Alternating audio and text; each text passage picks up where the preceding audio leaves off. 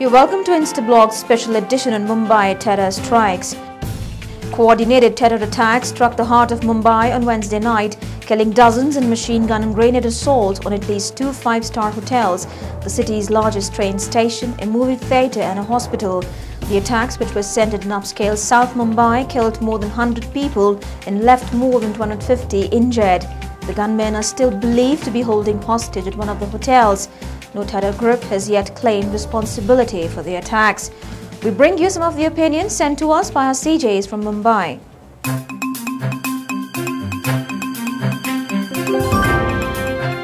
Our first CJ, Srilata, is of the opinion that the war launched by a handful of terrorists has proven just how easily the financial capital of the country can be destabilized.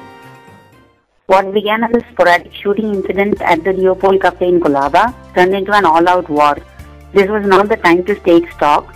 There would be no time for that. Instead, these devious-minded individuals, led astray by their falsely fortified beliefs, decided that the lives of innocent, hard-working people returning home from their hard-ground lives was less than collateral damage for their cause.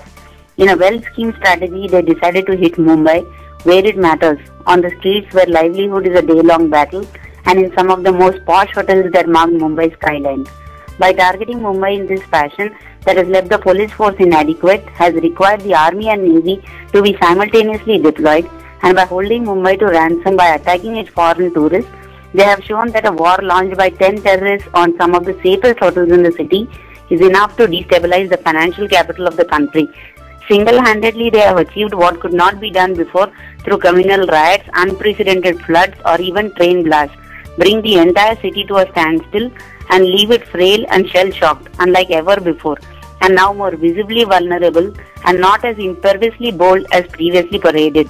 That the tourist cricket teams are now heading back home is another indicator that perhaps the terrorists have now succeeded in showing that India is no less a danger, or that it faces the threat to its security than, say, even Pakistan when it comes to conducting tours. Is it a mere coincidence that in less than 24 hours of the first strike, 4 IPL teams that were scheduled to arrive in Taj are now heading back home? Was this a move just to prove a point?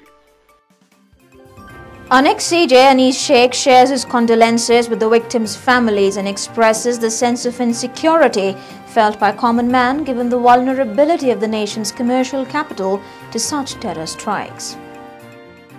This is Anis Sheikh, commercial citizen journalist from Mumbai, reporting on Instablogs. First of all, I'd like to offer my deepest condolences to all those who have suffered the loss of loved ones.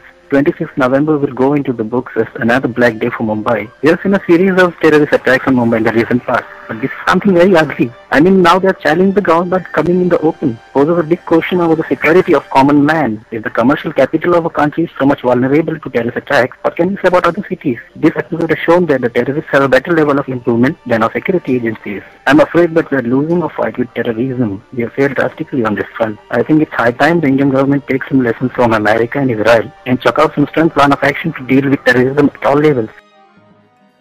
CJ Ekta from Mumbai believes that India should brace itself for further terror strikes as election time nears. This is CJ Ekta reporting from India on Instablogs.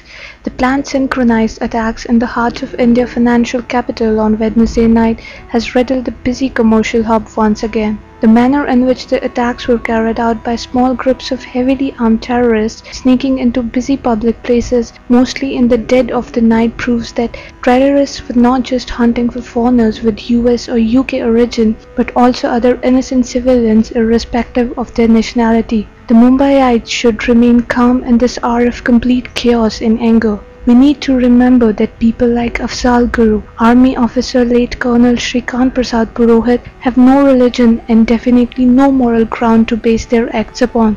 With elections approaching in, I think India needs to brace itself up for more such terror strikes, because there are elements within the society who most unfortunately seek to gain from such bloodshed. CJ Shiv from Mumbai believes that the terrorist groups have been able to put in place a far more effective modus operandi as compared to the Indian security forces. Well, I feel that this is just the starting. We have an effective policy to tackle terror. We will have much more audacious attacks, because previously they used to use bombs. now they are coming out face to face. So they feel that, number one, they've got a much more efficient network compared to Indian authorities, because they know where is a chinks in our armor and they can make use of that. And they have got sufficient persons to go for this kind of suicidal attack, and they've got a network and funding and everything. So we shouldn't. We must know that we are dealing with a very, very potent enemy. And instead of politicians playing games, there has to be some policy. And I will send you basically all the views. Say like Bangladesh, we are very soft on them simply because for secularism. So there I think we can pursue hot pursuit. Then for servicemen, I think there should be an effective compensation policy, and the thing should be properly looked after by the state. And there should be no negotiation with terrorists, regardless of the price on my country. Once they know that they can't get away with anything, these kind of attacks, I think these ransom attacks will stop. They will take hostage. One Kandahar and one Mahbuba did us so much damage. If you want your voice to be heard by millions, let Instablogs be your choice.